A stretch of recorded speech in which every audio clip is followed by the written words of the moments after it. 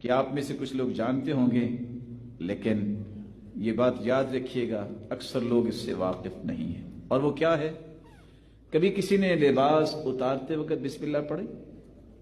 اب روزانہ لباس بدلتے،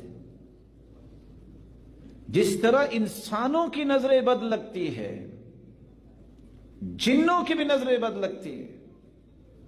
رسول اکرم صلی اللہ علیہ وسلم کا فرمان ہے، صحیح الجامع کی روایت ہے 3610، ستر ما بین اعین الجن وعورات بنی آدم اذا وضع احدهم ثوبه ان يقول بسم اللہ۔ اگر آپ جنوں کی نظروں سے بچنا چاہتے ہیں تو جب قمیض یا لباس کا کوئی بھی حصہ اتارنا چاہیں تو بسم اللہ پڑھ لو، سارے جن دیکھ نہیں سکیں گے، اندھے ہو جائیں گے۔ اور اگر تم بسم اللہ نہیں پڑھتے تو جن بھی دیکھتے ہیں، اور جس طرح انسانوں کی نظر لگتی ہے جنوں کی بھی نظر لگ جاتی ہے۔ اور شاید کہ آپ نے کس سے سنے ہوں کہ فلاں بہت نیک اور صالح عورت ہے، لیکن اس کو جن تنگ کرتے ہیں، کہتے ہیں میں نے اس سے شادی کی ہوئی ہے، میں اس کو چھوڑ نہیں سکتا، یہ ہو ہی نہیں سکتا کہ میں چلا جاؤں۔ اس کی وجہ کیا ہے؟ لَيُزْلِقُونَكَ بِأَبْصَارِهِمْ لَمَّا سَمِعُوا الذِّكْرَ۔ رسول اکرم صلی اللہ علیہ وسلم نے دیکھا جب صحابی جو ہیں عبداللہ ابن عامر، اب وہ غسل کرنے کے لیے صرف کندھوں سے چادر نیچے ہوئی ہے، ایک صحابی دیکھ کے کہتے ہیں کتنے خوبصورت ہے، اور وہ وہاں ہی گر گئے۔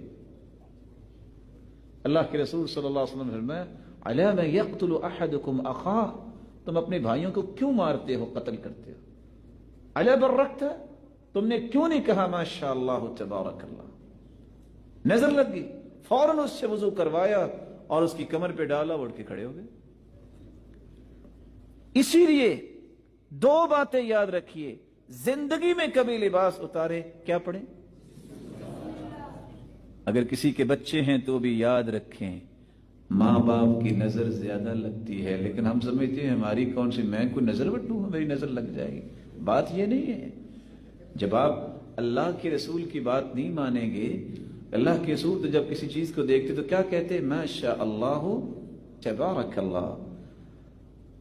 قرآن مجید میں بھی اللہ عز و جلال نے ایک بات کا تذکرہ کیا ہے، وَلَوْلَا إِذْ دَخَلْتَ جَنَّتَكَ قُلْتَ مَا شَاءَ اللَّهُ لَا قُوَّةَ إِلَّا بِاللَّهِ۔ میرے معزز اور میرے محترم، حدیث کے الفاظ ہیں لَوْ كَانَ السَّابِقُ الْقَدْرِ شَيْءٌ لَسَبَقَهُ الْعَيْنُ، اگر تقدیر پر سبقت